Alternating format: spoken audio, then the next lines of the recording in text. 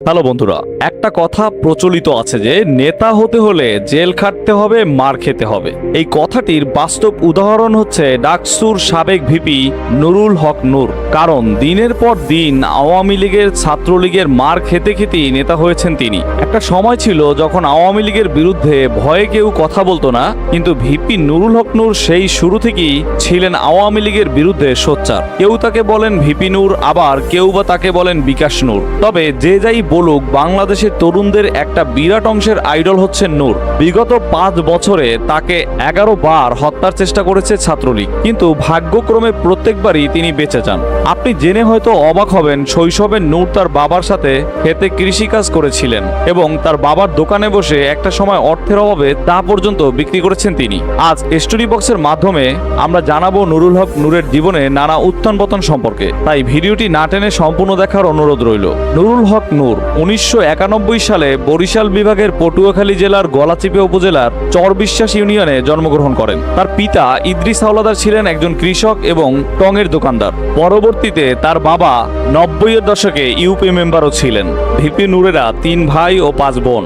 শৈশবে নূর পটুয়াখালী চরবিশ্বাস জনতা মাধ্যমিক বিদ্যালয়ে 7ম শ্রেণী পর্যন্ত পড়াশোনা করেছেন। এরপর গাজীপুরের কালিয়াকৈর গোলাম নবী মাধ্যমিক বিদ্যালয়ে বিজ্ঞান বিভাগ থেকে 2010 সালে মাধ্যমিক এবং ঢাকার Uttara high school and college থেকে 2012 সালে উচ্চ মাধ্যমিক সম্পন্ন করেন।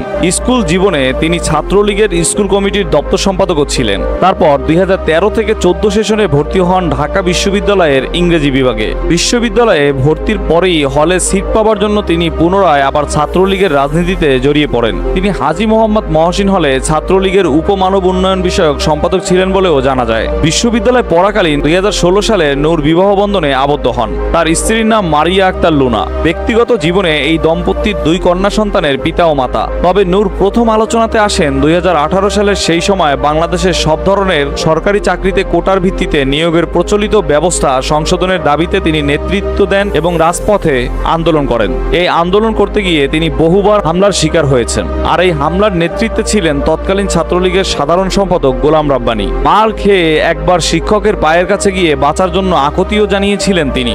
সরকার অবস্থার বেগতিক দেখে কোটা সংস্কারে বাধ্য হয়। 2024 সালে কোটা আন্দোলনকে কেন্দ্র করে আওয়ামী লীগের সাবেক প্রধানমন্ত্রী শেখ হাসিনার পতন ঘটে। পরোক্ষভাবে ভিপি নূরও জড়িত এই আন্দোলনের সাথে। 2019 সালে ডাকসুর নির্বাচনে ভিপি পদে অংশ নিয়েছিলেন নুরুল হক নূর। ডাকসু নির্বাচনে নুরুল হক নূরের প্রাপ্ত ভোট ছিল 11,062টি। তার নিকটতম প্রতিদ্বন্দ্বী শোভন পেয়েছিলেন 9,129টি ভোট। প্রতিদ্বন্দ্বী প্রার্থীর চেয়েও 1933 ভোট বেশি পেয়ে জয়ী হন নূর। ভিপি হবার পরও তার রুমে লাইট অফ করে অন্ধকারে তাকে বেধড়ক পেটানো হয়েছিল। এই হামলার পেছনের মাস্টারমাইন্ড ছিল গোলাম রাব্বানী। মার খেলেও ধীরে ধীরে দেশব্যাপী তার নাম ছড়িয়ে পড়তে থাকে। বিদেশি কূটনৈতিকদের কাছেও তার নাম ছড়িয়ে পড়ে। পরবর্তীতে অর্থনীতিবিদ ডক্টর রেজা কিবরিয়া ও নুরুল হক নূরের নেতৃত্বে 2020 সালে বাংলাদেশ গণ অধিকার পরিষদ নামে নতুন একটি রাজনৈতিক দলের ঘোষণা দেওয়া হয়। কিন্তু এই সময় নূরের বিরুদ্ধে কিছু ভয়াবহ অভিযোগ উঠতে থাকে। এর মধ্যে একটি হচ্ছে অর্থ কেলেঙ্কারি। এছাড়াও তার বিরুদ্ধে ইসরায়েলের গোয়েন্দা সংস্থা মোসাদের এজেন্ট মেন্দি এন সাফাদির সাথে বৈঠক করে বাংলাদেশ আওয়ামী লীগ সরকার উৎখাতের রাষ্ট্রবিরোধী ষড়যন্ত্রের সাথে লিপ্ত থাকার অভিযোগও ওঠে। 2020 সালের 21 সেপ্টেম্বর নূর সহ 6 জনকে আটক করে পুলিশ এবং কয়েক ঘন্টা পর তাদেরকে ছেড়েও দেওয়া হয়েছিল।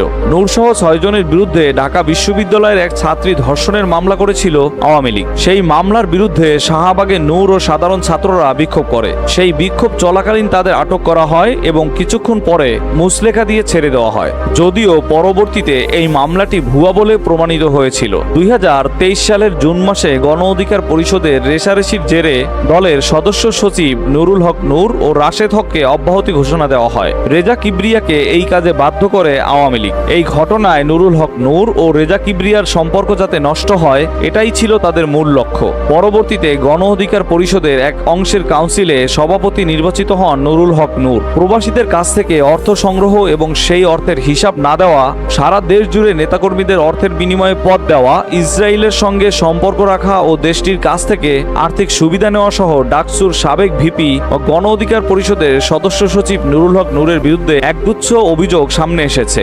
আর এবার নূরের সোচ্চারী আচরণের অভিযোগ এনেছে দলের আহ্বায়ক ডক্টর রেজা কিবরিয়া। নূরের বিরুদ্ধে আনা এসব অভিযোগ আবারও সমালোচনার সৃষ্টি করেছিল রাজনৈতিক অঙ্গনে। নূর ইসরায়েলের সঙ্গে নাকি সম্পর্ক স্থাপন করে অর্থ কামিয়েছেন। দলের অর্থ নিজে আত্মসাৎ করে করে দেশের বাইরে পাচার করেছেন নুরুল হক নূর। এবং শোনা যায় ইসরায়েলের এক নেতার সাথে সাক্ষাৎ করে আসার সময় তার হাতে একটি কালো ব্যাগ ছিল, সেই ব্যাগ ভর্তি টাকাও ছিল। বিভিন্ন রাজনীতিবিদরা নূরের অসততা নতুন নয় বলে উল্লেখ করছেন। তারা বলেছেন 2018 সালে কোটা আন্দোলন থেকে নূরের অবস্থান বদল এবং অসততা যে শুরু হয়েছিল, দিনে দিনে সেটি বারবার প্রমাণিত হয়েছে। আর বেপরোয়াভাবে নূর এসব কর্মকাণ্ড চালিয়ে গেছে।